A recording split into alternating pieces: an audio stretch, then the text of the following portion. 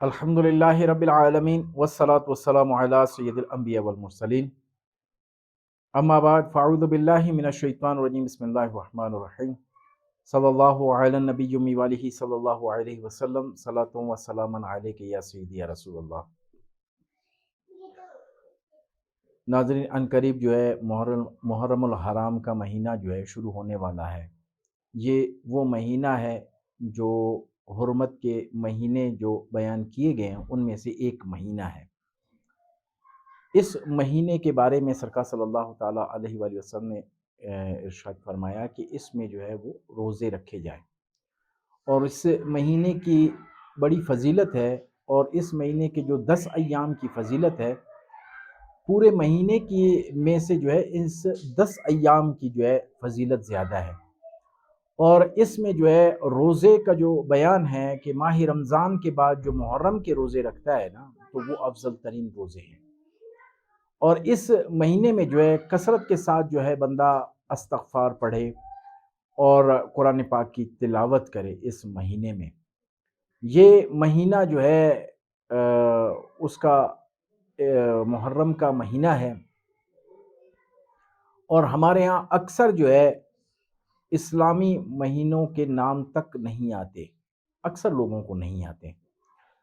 ہاں، ان کو جو ہے انگریزی جتنے بھی مہینے ہیں ان تمام کے نام آتے ہیں، اسلامی مہینوں کے نام نہیں آتے۔ ہاں، ان ایام کے نام آتے ہیں جن میں جو ہے کوئی ہمارا اسلامی تہوار ہو، جیسے رجب کا مہینہ سب کو پتہ ہے کہ شب برات کا مہینہ ہے، اور اسی طرح شعبان کا مہینہ شب معراج کا مہینہ ہے۔ جو رجب کا مہینہ جو ہے وہ شب معراج کے مہینے سے جانتے ہیں لوگ، اور اسی طرح جو ہے شعبان کا جو مہینہ ہے وہ شب برات کے نام سے اسے پہچانتے ہیں۔ تو اسی طرح رمضان مبارک کا مہینہ وہ ہر شخص کو پتہ ہوتا ہے۔ باقی جتنے مہینے اس کے علاوہ ہوتے ہیں تو لوگوں کو ان ایام کا جو ہے پتہ بھی نہیں ہوتا، نہ ان مہینوں کا جو ہے اسے جو ہے ان کے نام بھی آتے ہیں، اسلامی نام اکثر لوگوں کو نہیں آتے۔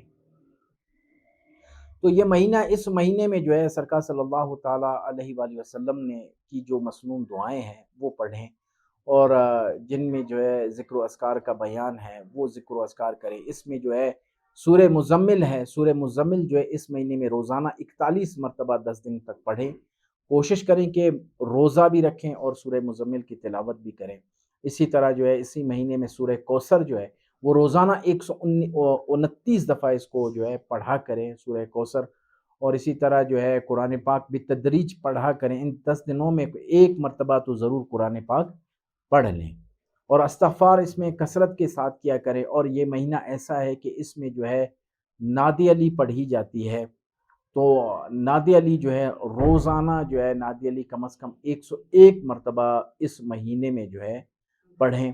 اور اس تمام ایام میں جو سب سے جو ہے متبرک جو دن ہے وہ ہے آپ کا 10 محرم کی یوم عاشورہ جسے کہتے ہیں، اس کے حوالے سے انشاءاللہ ہم جو ہے ویڈیو دوسری بنائیں گے۔ تو یہ ہے کہ جیسے چاند نظر آ جائے آپ نے اس وظیفے میں بیٹھ جانا ہے، یا سورہ مزمل جو ہے روزانہ آپ نے 41 دفعہ پڑھ لیں، یا سورہ کوثر 129 مرتبہ پڑھ لیں، یا نادی علی روزانہ 101 مرتبہ پڑھ لیں۔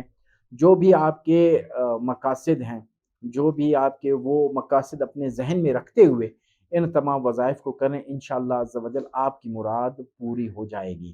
اور جو لوگ جو ہے رشتوں کی بندش کے حوالے سے ہیں تو وہ رشتوں کی بندش کے حوالے سے اس کو پڑھ لیں، یا جو ہے جو اولاد کے لیے پریشان ہیں تو وہ اولاد کے لیے جو ہے یہ پڑھ سکتے ہیں۔ جو جادو جنات کے حوالے سے، رزق کے حوالے سے پریشان ہیں، وہ تمام ان وظائف میں سے کوئی ایک وظیفہ لے کے اس کو پڑھیں اور اسی نیت کے ساتھ پڑھیں، تو انشاءاللہ اس 10 ایام میں جو ہے آپ کا مسئلہ حل ہو جائے گا۔